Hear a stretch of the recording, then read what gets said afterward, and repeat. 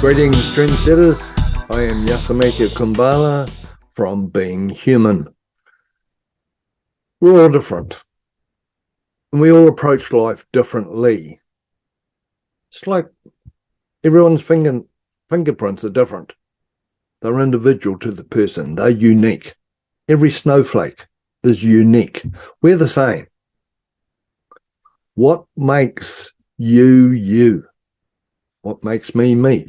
I've always had an inquiring mind. There's some people out there who just go, oh, well, whatever. And, that's cool. They're happy to get up in the morning, do whatever they do, live their life. And actually, they may play out their inquiring mind on something else. Let's say a mechanic might play out the inquiring mind on a motor car. Why is that happening? What's that doing? Where did that come from? May play it out in a motor car. Mathematician may play it out on mathematics.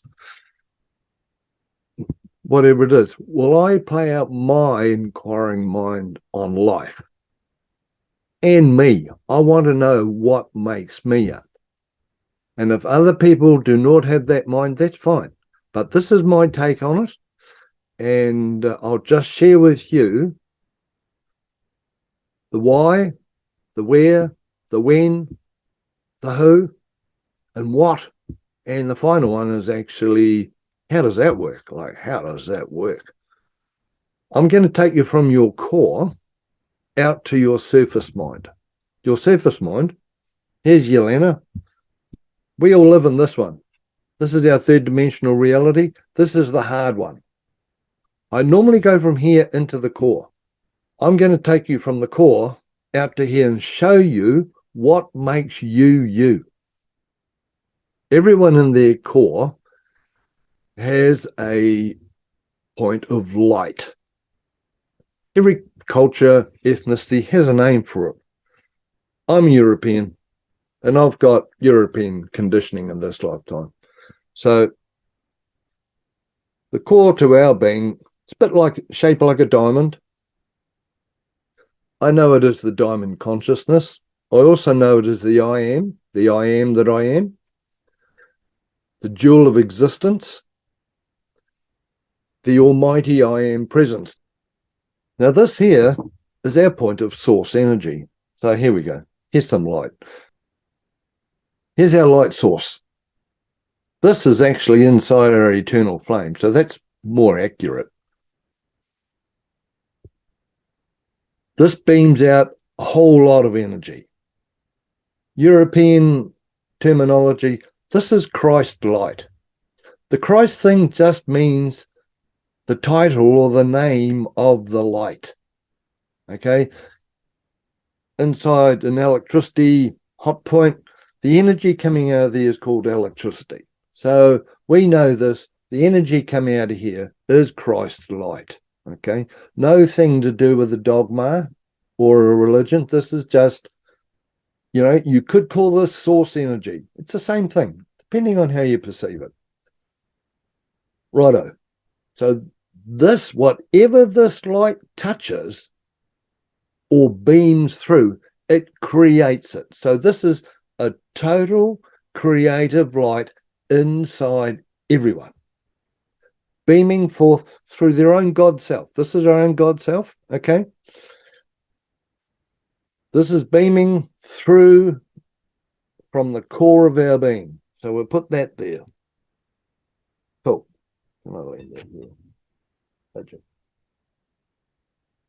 So there's the almighty I am presence right there. Now, the closest thing to that is we have a universe. This is an internal universe shaped like an egg, okay? Universal egg. This is where Easter comes from, but that's another subject. This is known as the Shekinah, okay? It's also known as the Sophia. This is the feminine universe inside of us. The sky, in a third dimensional reality, up there is the masculine universe, inside of us, we have a feminine universe, the Shekinah. Some will know it as the Shekinah. This is it here, okay? It's our universal mind. So therefore, it's our own internal universe. Now, inside our own universal mind, or our own universe, we have two different hemispheres that exist in here, because we want to exist on a star or in a star or on a planet. We need the mind wheel, the software, to be able to create that. So we have the ability to have that existence. Inside our Shekinah, we have two loads of consciousness, and it's all put into a shell. The outside of this looks golden, and that's fine, because that's the outside, or the geometric form, the outside skin of our soul. Inside this star, we have two other stars. We have a magenta pink star, or star tetrahedron. It's got 8 points. Magenta pink, and it's our planetary consciousness. So all our planetary software, if we ever want to live on a planet within our own universe, we have the software to do that. Now, when you're sitting down philosophizing, if there's such a word, thinking how things work and so forth, while you're having all these theories, you'll be able to know if your theory or someone else's theory is correct or not, is because it will manifest in the third dimension, and what we know is our time-space universe, or pretty real. You know, we're living in it, so this is our real reality in a physical manner. If someone's got planetary consciousness, because we got two of these, and it's interesting because, first of all, here's your first trinity, okay? We're inside the soul here. We have not got it outside of it. This is our first trinity, and already we've got a duality or a polarity, okay? This is the skin, which is golden. So therefore, that's how come you get the golden way, because when you start walking your soul purpose or your soul way, it's going to be golden. And the temples and Oriental temples, all the Buddhas and everything, they're all painted gold. So that's why this is on the inside of our soul. Planetary consciousness. We have both of these, all right, but one is more prominent, predominant than the other. So it has a stronger influence on ourselves, and it shows up on the physical layer. If you are planetary, you'll like things organic. You'll like things unrefined. You would rather be outside in the physical elements. Okay. You'll like your food to be more primal, more natural. Again, organic. The less chemical on it, because chemical is actually cosmic, because it's man-made.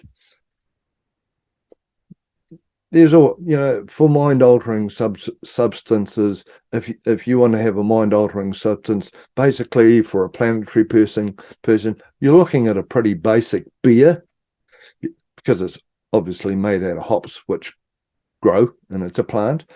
You're looking at wine, which again, grows from a vine. And so you got alcohol with the beer, you've got wine, you've got some spirits that are, the vodka thing comes from potatoes and so forth. They all have planetary origin, and probably smoke a bit of weed, because again, comes from a plant. All right. So when you start looking at your planetary existence, you'll like wood. And natural fibers and natural fabrics for your clothing. It's a whole raft of things. There's many characteristics, and you, after seeing this, you'll be able to look around in this world to see what is planetary and what is cosmic, because the cosmic If you sway more to the cosmic way of life, the cosmic is more accelerated. It's faster. So, you have a TV, which is cosmic, but before the remote, you have to stand up in a planetary way, use your planetary legs, go over there and push the button, change the channel. Well, as time's gone on, this cosmic reality has accelerated things. You just get a remote now and push the button, and it's done cosmically. And there's a lot of stuff on a cosmic situation: phones, remotes. This has got a lot of electricity in it, electronics. As I said, it's an accelerated reality. So when people want to get accelerated and get faster, they do a cosmic reality. In a planetary world, to get from A to B, it's a horse or a horse and cart. In a cosmic reality, put a motor on it, chuck a machine in there. Instead of a horse, ride a motorbike. Instead of riding a horse, ride a motorbike. Drive a car. It's a machine, turns on with the key. It's got electronics. You're looking at more and more cosmic reality. So cosmic people, and there are varying degrees, 50 shades of universal mind,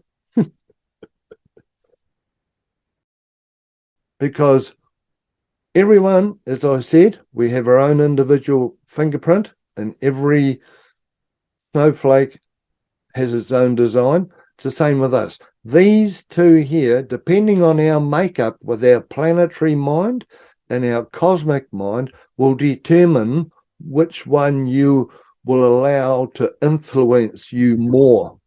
Sorry about that, Charlie. Cosmic people, they deal in data. Okay, so they're more often people who are IT. They deal in data, metadata, what's going on behind the computer screen. Cosmic people love screens. They like devices. So you're looking at computers, you're looking at cell phones, smartphones, anything kind of electronic, anything with a battery, actually. The cosmic people will gravitate to first, and then the planetary reality will come second.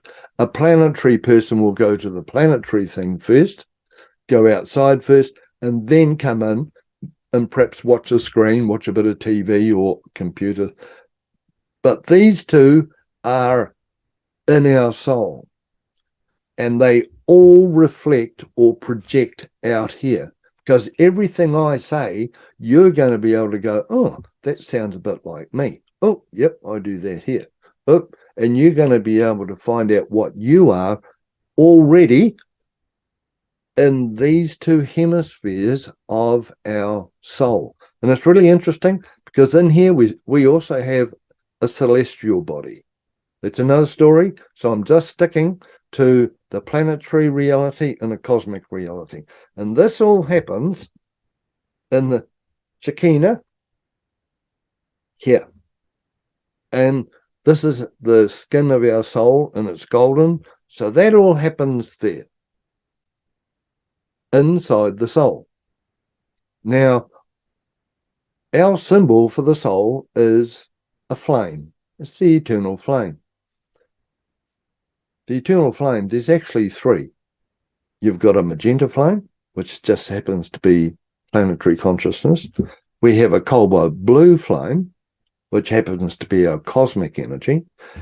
And we have our gold flame, which encapsulates us, both of those, and creates our skin. So the symbol for our soul is our eternal flame. So here's the flame. So this light is shining from our almighty I Am presence, right? Through our universal mind, which holds our planetary mind, which is all reflected here, and our cosmic mind and our gold star, right? That's all happening inside our soul, our eternal flame. That goes there. Whenever the energy goes through a consciousness, we pick up, take on, encapsulate the characteristics of that consciousness. So it goes through the universal mind, which is basically a void, a spiritual void, just like you fly it into the sky. It's vacuum. Okay.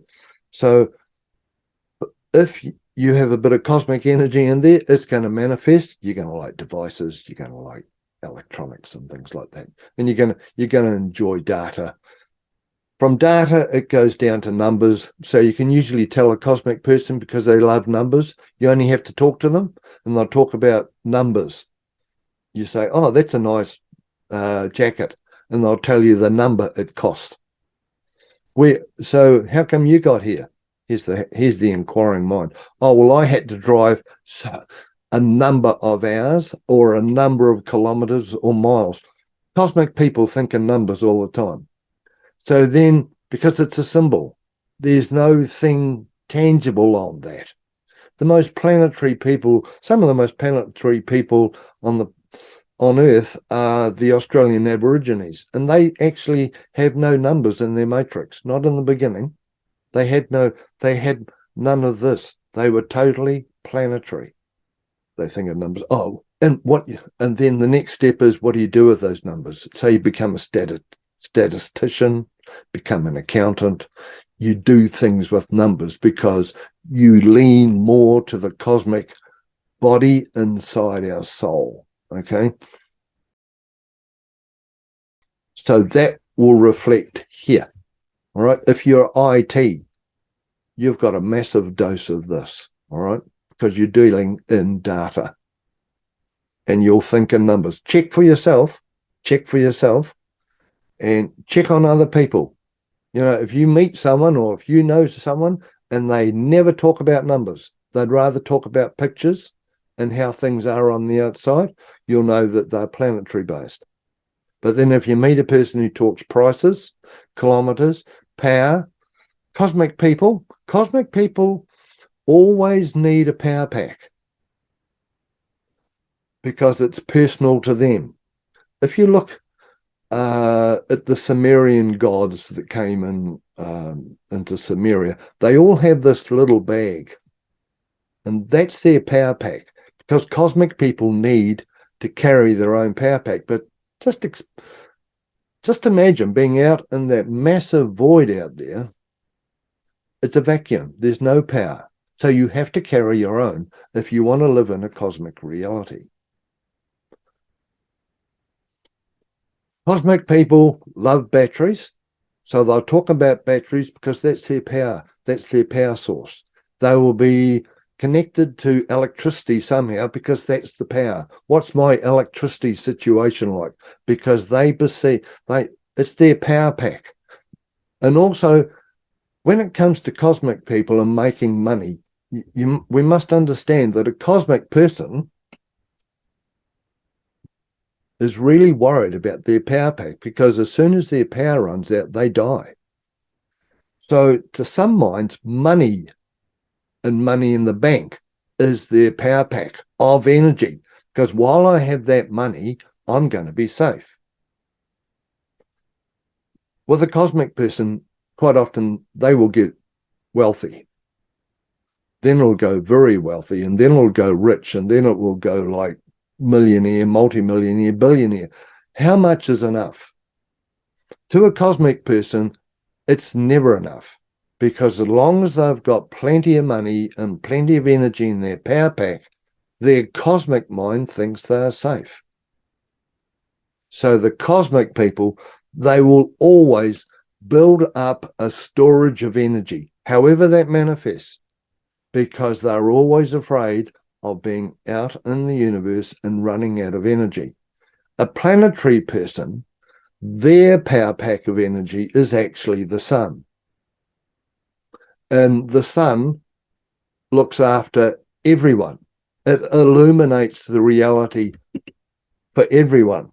And when you get a planetary person and they have a nest egg of power or energy, they will share it, because what they know that their sun is going to shine every day, no matter who it is. So planetary people are less individually minded. They're more, hold on a minute. That's better. Sorry about that, Chief. Planetary people, they are more sharing. Cosmic people hold things close. They do not actually share that much because they always have this cosmic mind thinking, make sure you've always got plenty of energy in your power pack, just in case you're out there in the universe and you run out of energy, you're going to die. That's that one. Planetary people, as I said, their power pack is the sun. So, they're going to be out there growing things because the sun's coming down. It's like, yep, let's grow some veggies. Let's grow this. Let's do this. And they will be more in rhythm with the earth. They will be with the tides, with fishing, all that, the sunlight, sunrises, all that kind of stuff is here. So depending on what influences you will show up here, and you'll be able to see it. After listening to me and this, you can go around and go, oh, okay, how much time do they spend outside in the garden?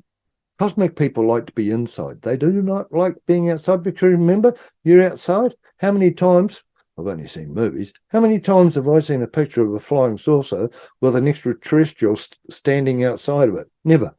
They're always inside. So cosmic people often sit inside and watch through the window. That's why cosmic people like screens, because flying saucers, whatever it is, they got to have a screen.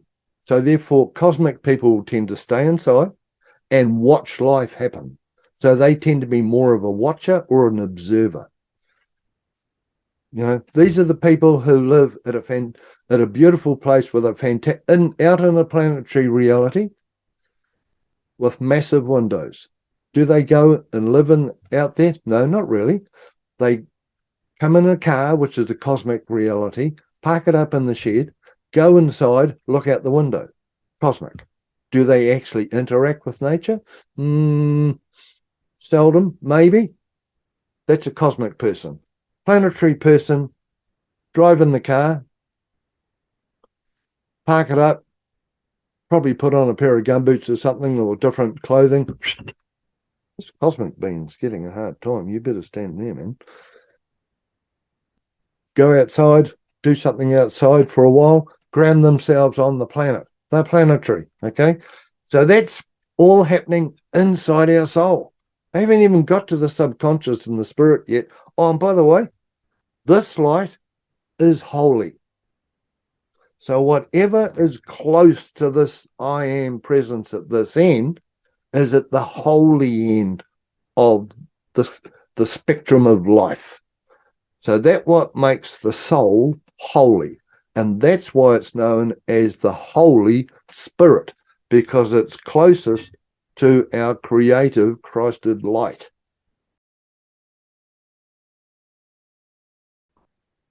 Depending on the mix, the rotation of the planetary and the cosmic, because these stars, these stars rotate different directions, planetary, anti-clockwise, cosmic clockwise, okay? Depending on their rotation and how these interact with each other, they will actually color our soul. Some people's soul will be red, some people will be orange. It actually correlates. Here we go, Frank. Cheers, mate. It actually correlates with our chakras, okay? Some people have a red soul, some will have an orange one, some will, instead of yellow, it's gold. You'll have a green. On the other side, you've got pink, you've got blue, you've got turquoise, you've got indigo, and you've got violet. And those are the 7 main ones. So this is determining the color of our soul, or what is known as the ray of our soul. So you see, this is all making us, or you. because depending on what we have and how it mixes inside from our almighty I and presence, or you could call it source energy. Now, our soul is wrapped. Here's the soul. There's the gold one. Our soul is wrapped down another layer. And we're getting denser. Okay. So this is a fine dimension, and it's just pure, and it's all creative light. It's coming into the universal mind. So therefore it's densifying into planetary consciousness, into cosmic. It's getting form. Okay. Then it comes into the soul, and we've got a different colored soul. All right. Then this is all fifth dimensional. The soul is fifth dimensional and up. Okay. So all that content I was talking about before was all fifth dimensional and up. And please remember, there is a celestial body in there as well. Then we densify more, and we come from the fifth dimension into the fourth dimension. And this is where the subconscious comes in, because the subconscious has got a massive important job. It has to convert everything down from the fourth into the fourth dimension so it can project into the third dimension and create